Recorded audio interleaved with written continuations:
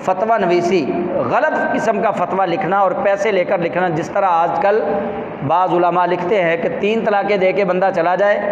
मेरे पास आता है, मैं कहता हूँ नहीं भाई तुमने 3 तलाक़ें दे दी, 3 दी हैं? वो कहता जी बिल्कुल मैंने 3 दी हैं। किस नीयत से दी हैं? वो जी मैं अक बड़ा गया सी तो मैं आख्या तो जान ही छुड़ाओ, इको बारी 3 दे के जान छुड़ा लो।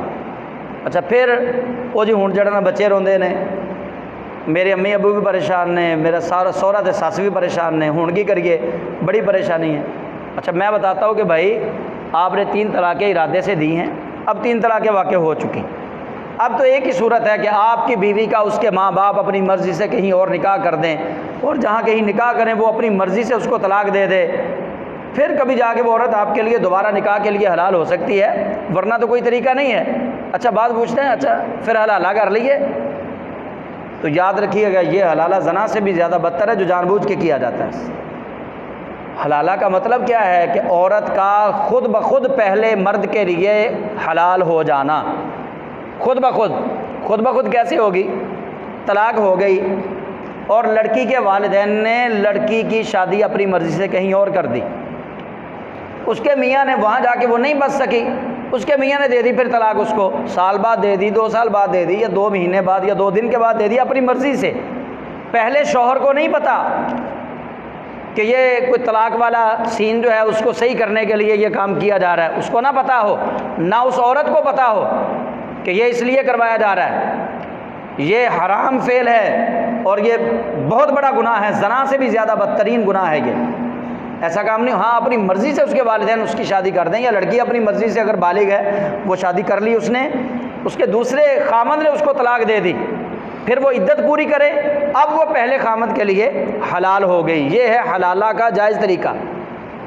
जैसे आजकल उर्फन कर रहे हैं कि चलो जी फिर हलाला कर लो, फलां दे नाल जड़ा ना एक रात वास्ते निकाह कर दो तो मुड़ के तू तलाक दे दें, ये बड़ा बुरा फेल है, बहुत हराम फेल है ये। तो ये ऐसा नहीं होना चाहिए। अच्छा मैं बताता हूँ कि 3 तलाक़ें वाक़ई हो चुकी। अल्लाह कुरान पाक में फरमाता है अत्तलाक़ु मर्रतान फ़इम्साकुम बिमारूफ़िन व तसरीहुम बिइहसान, कि तलाक़ें 2 ही देनी चाहिए। अच्छा वो कहते हैं जी हाँ जी ये उन्होंने भी मसला दसिया कि तलाक़ां तो होंदियां ही 2 ने, 3 होंदियां ही कोई नहीं। वो भाई कुरान पाक ने कहाँ कहा है?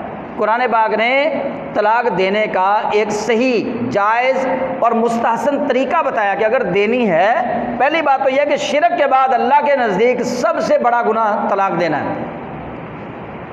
तलाक नहीं देनी चाहिए, लड़ाइयाँ झगड़े होते रहते हैं, अफ़ाम तफ़हीम से काम लेना चाहिए, लेकिन अगर देनी पड़े तो 2 मरतबा देनी चाहिए तलाक। अब ये नहीं कुरान पाक कह रहा कि तुम 3 मरतबा दे दोगे तो होगी नहीं। कुरान पाक ने तो तरीका बतलाया है।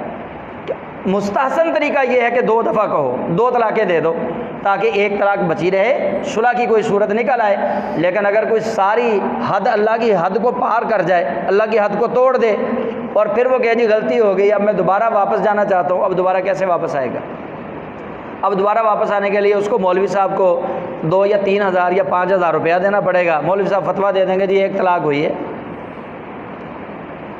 इन ऐसे मुफ्तियों के बारे में अल्लाह ताला फरमाता है कि ये फ़वैलुल लिल्लज़ीना यक्तुबूनल किताब बिअयदीहिम, हलाकत है ऐसे लोगों के लिए कि जो अपने हाथ से किताब लिखते हैं, सुम्मा यक़ूलूना हाज़ा मिन इंदिल्लाह, और फिर वो कहते हैं ये तो अल्लाह की तरफ से है, लियश्तरू बिही समनन क़लीला, और वो उसको थोड़े दामों के इवज़ बेच देते हैं। तो अल्लाह करीम जल्ला जलालुहु ऐसे लोगों पर नाराज़गी का इजहार फरमाता है। अल्लाह ताला ऐसे लोगों से खुश नहीं होता।